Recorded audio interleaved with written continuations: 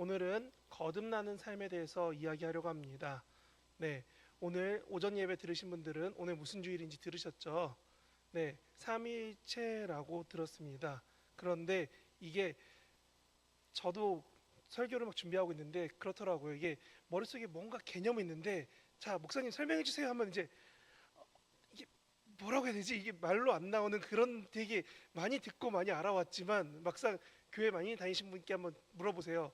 권사님, 뭐 장로님, 집사님, 삼위일체가 뭐예요? 하면 이제 갑자기 다들 입이 꿀먹은 것처럼 가만히 계신 분들을 만나실 겁니다. 근데 저는 이것을 위해서 어떤 말씀이 좋을까 고민하고 있었는데, 예전에 뭐 광고처럼 말로 설명할 수 없는 그런 성령님이 아니라, 그런 삼위일체가 아니라 우리가 아는 하나님, 예수님, 성령님에 대해서 고백하다 보면 우리도 삼위일체에 대해서 조금 더 알 수 있지 않을까 싶어서 말씀을 나누려고 합니다. 먼저는 요한일서 5장 6절인데요. 이는 물과 피로 임하신 이시니 곧 예수 그리스도시라. 물로만 아니요 물과 피로 임하셨고 증언하는 이는 성령이시니 성령은 진리니라. 아멘. 네, 저희가 방금 읽었던 5절과 우리 3장 5절과 되게 비슷합니다. 그렇죠? 그렇게 성경에서는 어느 살부터 물과 피와 성령이 같이 써 있는 구절들이 종종 나타납니다. 그리고 이것을 보고 제가 학교에 다닐 때 그런 말씀하시더라고요. 이게 바로 삼위일체에 대한 성경에 써 있는 근거야 라고 교수님이 말씀하시길래 제가 물어봤습니다. 교수님, 이거는 너무 교수님 생각하신 대로 편하게 바꾼 거 아닌가요? 여기에 물과 피가 예수님이 부활하실 때에 대한 표현 아닌가요? 했더니 교수님이 갑자기 전도사님 조용히 하세요 하시고 수업을 진행하셨습니다. 제가 말씀드리고 싶었던 것은 성경의 어느 본문도 정확하게 한 절 안에서 이것이 곧 하나님이고 예수님이고 성령님입니다, 이게 삼위일체입니다 라고 보기는 조금 어려울 때가 있습니다. 그런데 이 부분을 볼 때는 하나님 이야기가 있고, 이 부분을 볼 때는 예수님 이야기가 있고, 이 부분을 볼 때는 성령님 이야기가 있기 때문에 우리는 이런 이야기들을 통해서 한 가지를 확실히 알게 됩니다. 무엇이냐? 하나님, 예수님, 성령님이 나에게 참 신이고 나에게 참 와닿는, 하나님이라고밖에 표현할 수 없는 그 의미가 나에게 있구나라는 것입니다. 그리고 그것을 믿게 하시는 성령님에 대한 이야기까지 오늘 짧게 빠르게 이야기해 보려고 합니다. 사실 제가 하나님에 대해서 이야기할 때 오늘 3장 8절 보면 이렇게 써 있잖아요. 바람이 임의로 불매 내가 그 소리는 들어도 어디서 와서 어디로 가는지 알지 못하나니 라고 되어 있습니다. 지금도 기상청 가서 물어보면 똑같습니다. 바람이 어디로 갑니다만 있죠. 바람이 어디서 와서 어디로 갑니다는 없습니다. 동풍은 동쪽으로 부는 바람이지, 동쪽에서 와서 부는 게 동풍인지, 서쪽에서 바람 불어서 다시 동쪽으로 돌아가서 동풍인지 이런 거 없습니다. 가는 방향만 있습니다. 근데 이런 얘기가 오늘 요한복음 3장에서도 욥기에서도 비슷하게 말합니다. 너가 지금 이 많은 비가 어디서 오는지 알고 있느냐라고요. 이런 하나님의 위대하심이 성경 곳곳에 있는데요. 대표적인 부분이 출애굽기 3장 14절입니다. 이렇게 써 있죠. 하나님이 모세에게 이르시되 나는 스스로 있는 자이니라. 또 이르시되 너는 이스라엘 자손에게 이같이 이르기를 스스로 있는 자가 나를 너희에게 보내셨다 하라. 아멘. 하나님이 모세를 보내세요. 근데 모세에게 처음으로 내가 어떤 존재이다라고 설명해 주셨어요. 뭐라고 설명하면 이러시죠. 스스로 있다고. 창조하기 전부터 계셔서 창조를 하신 분이세요. 창조를 하려면 무언가 만들어질 물건과 만드는 무언 주체가 있어야 되는데 하나님은 원래부터 계셨던 주체라는 겁니다. 누군가에 의해서 만들어진 존재가 아니시라는 거예요. 그런 하나님이 지금 모세에게 말씀하셨습니다. 내가 너를 이집트에 다시 보내서 나에게 부르짖는 그 백성들을 데리고 나올 거다. 하나님은 스스로 계신 분입니다. 그래서 우리가 감히 기도할 수 있습니다. 하나님, 내가 어떻게 어렵고 힘듭니다. 하나님 도와주십시오라고요. 그런 창조 전부터 계신 하나님이 요한복음 8장 54절에 대해서 이렇게 말씀하십니다. 예수께서 대답하셨다. 내가 나를 영광되게 한다면 나의 영광은 헛된 것이다. 나를 영광되게 하시는 분은 나의 아버지시다. 너희가 너희의 하나님이라 부르는 바로 그분이시다. 아멘. 하나님이 예수님을 영광스럽게 하셨고 하나님이 예수님의 아버지로서 또한 우리에게 하나님으로서 존재하셔서 우리가 예수님을 알게 됐습니다. 그러니까 갈라디아서 4장에 이렇게 나오죠. 너희가 아들임으로 하나님이 그의 아들의 영을 우리 마음 가운데 보내사 우리를 뭐라고 한다고요? 아빠, 아버지라 부르게 하신다고요. 우리 고백하잖아요. 하나님 아버지, 내가 이렇습니다. 내가 어떻게 하오니 기도 들어주십시오라고요. 우리가 이렇게 기도할 수 있게 된 게 하나님이 우리의 아버지 되시기 때문입니다.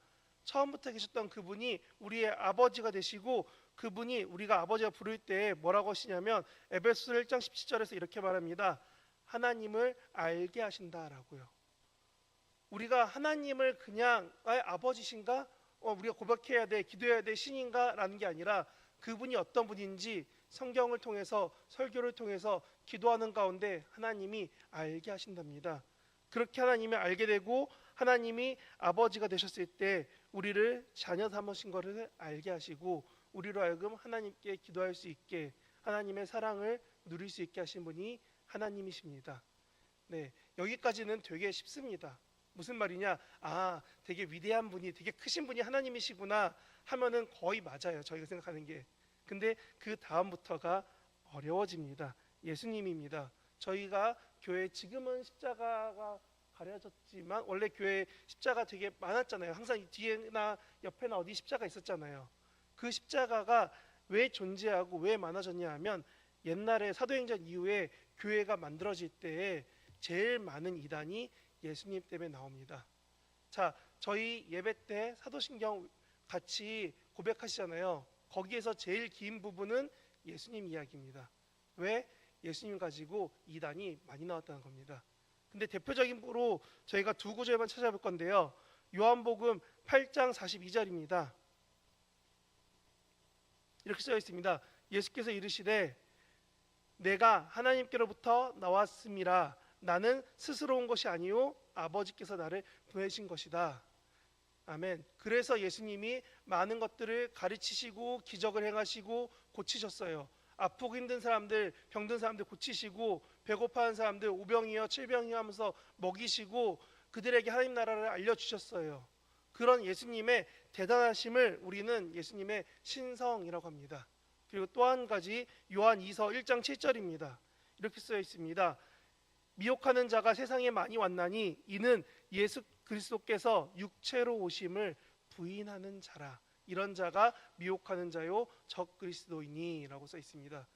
여기 써 있죠. 뭐라고 하냐면 예수님이 육체로 오심을 부인했대요. 그러면 여기에 육체로 오심을 아기로부터 태어나셔서 이 세상에 살아가시다가 십자가에 죽으신 예수님을 우리는 뭐라고 하냐면 예수님이 참 사람이시다 해서 인성이라고 합니다. 지금 제가 요한복음 8장과 요한 2서를 가지고 말씀드린 게 뭐냐면 예수님은 참 하나님이시고 참 사람입니다. 근데 우리는 이 고백이 놓치고 살 때가 많았다는 거예요. 아니, 우리는 고백하는데 당시 이단들은 자기가 믿고 싶은 대로 이야기합니다. 뭐라고요? 예수님이 아기가 아니라 그리스 신화처럼 사람으로 성인으로 바로 빡 왔어야 되는데 이건 잘못된 거다. 그러니까 이 예수님 이야기는 잘못된 거야. 예수님 육체로 오심은 거짓말이야 하는 사람들. 반대로 예수님이 십자가에 죽은 사람이기 때문에 이 사람의 신성은 다 소문일 뿐이야. 우리가 잘못 본 거야. 잘못 들은 거야. 라고 말하는 이단들이 생겨나니까 우리가 읽는 우리가 고백하는 사도신경의 많은 부분이 예수님에 대한 이야기입니다. 그리고 우리는 예수님의 이야기를 듣고 보고 십자가를 통해 고백하면서 한 가지를 알게 됩니다. 무엇이냐? 하나님이 그 예수를 아기부터 성인이 될 때까지 이 인간의 삶을 경험하게 하시고 십자가에 죽으시면서 우리의 죄를 대신해 죽게 하시고 그분을 부활시킴으로써 우리에게도 부활의 소망을 품고 살아갈 수 있게 하나님 사랑의 증거로서 이 세상에 오신 분이 예수님이시다라는 것을 우리로 알게 하신다는 겁니다. 그런 기적을 행하시고 그런 많은 걸 가르치시고 많은 걸 보이신 분이 요한복음 14장에서 이렇게 말씀하십니다. 성령님에 대해서 이렇게 말씀하시는데요. 보혜사 곧 아버지께서 내 이름으로 보내실 성령 그가 너희에게 모든 것을 가르치고 내가 너희에게 말한 모든 것을 생각나게 하리라. 아멘. 이 말이 언제 들려지고 언제 읽혀졌냐면 요한복음은 최소 빨리 써도 한 70년, 80년 이후라고 합니다. 예수님이 돌아가신 게 30년쯤인데 30년, 33년 이쯤인데 요한복음은 그 뒤로 한 최소 30년에서 60년 뒤에 쓰여졌다는 글이에요. 근데 그들이 그때 대해서 고백하는 겁니다. 아, 예수님이 말씀하셨던 성령님이 우리 가운데 오시니까 사도행전 2장에 같이 그런 놀라운 일들이 벌어지고 나니까 이제 예수님이 우리에게 가르쳐 주신 것이 무엇인지 알게 됐어요. 아, 성령님 이렇게 대단한 분이시군요 라는 고백이 요한복음 속에 담겨 있다는 겁니다. 그래서 갈라디아서 아까 읽었던 4장 6절에 이렇게 써 있습니다. 뭐라고 써 있냐면 그 아들의 영을 우리 마음 가운데 보내셨대요. 성령이 우리 마음 가운데 오셔서 우리로 하여금 어떻게 한다? 하나님을 아버지라, 예수를 구원자라라고 고백할 수 있게 하셨다는 겁니다. 자, 우리는 성령님에 대해서 많이 들었습니다. 많이 아십니다. 그리고 기도해야 될 때 당연히 성령님과 함께함을 고백해야 된다라고 말을 하는데 이게 영이다 보니 보이지도 들리지도 느껴지기도 어렵습니다. 그래서 저희들이 학교 가면은 이런 장난을 칩니다. 신학교 어떻게 오셨어요? 하면 이런 얘기합니다. 네, 하나님의 부르심을 받고 왔습니다. 라고 하면 저희가 물어봅니다. 교수님들이 되게 장난쳐서 물어보십니다. 아, 네, 하나님이 어느 나라 말로 하셨나요? 하나님이 뭐 어느 지역 말로 하셨나요? 혹시 아람어를 직접 알아들으시나요? 뭐 이렇게 교수님들이 장난치십니다. 근데 우리는 말씀 가운데, 마음 가운데 하나님의 마음이 어떠한지 내 마음 가운데 남게 되는 그 하나님의 음성을 붙잡고 이게 하나님 뜻이구나 믿고 갈 수 있게 되는 그 근거가 성령님이신데 우리 신학교에 처음 들어온 학생들은 그런 얘기 모릅니다. 그래서 교수님이 그러면 덜덜덜 떨면서 그럽니다. 하나님이 나한테 한국어로 말씀하셨는데 이건 잘못된 건가? 하나님이 날 잘못 만나셨나? 라고 고민합니다. 저는 오늘 이 갈라디아서 4장 6절 때문에 여러분에게 담대하게 말씀드립니다. 하나님을 아버지라 부르는 여러분들 마음 가운데는, 여러분의 생각 가운데는, 여러분의 삶 가운데는 성령님이 동행하십니다.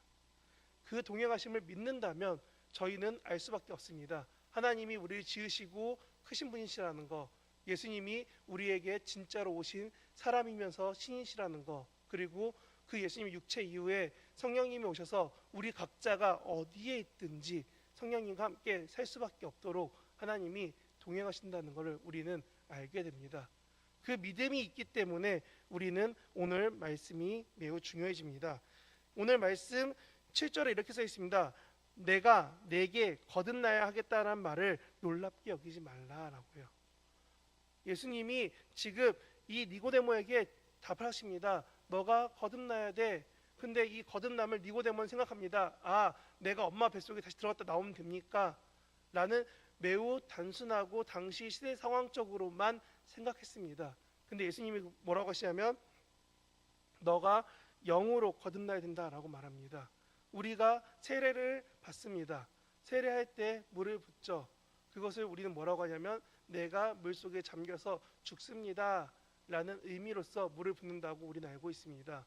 그런데 유럽에 가면은 정교회라는 사람들은 그것을 제대로 느끼겠다고 물속에 그냥 몸을 텅덩 들어갔다 나옵니다. 그것도 그냥 들어가지 않고 꼭 십자가 형태로 파여져 있는 그 욕조 같은 곳을 들어갔다 나오면서 뭐라고 하냐면 내가 죽고 예수님이 나를 살리셨습니다. 내가 죽고 성령님으로 살아갑니다 라는 고백하면서 물속에 잠겼다 나왔다 합니다. 우리가 보기에는 목욕탕에서 이러고 있는 것 같아요.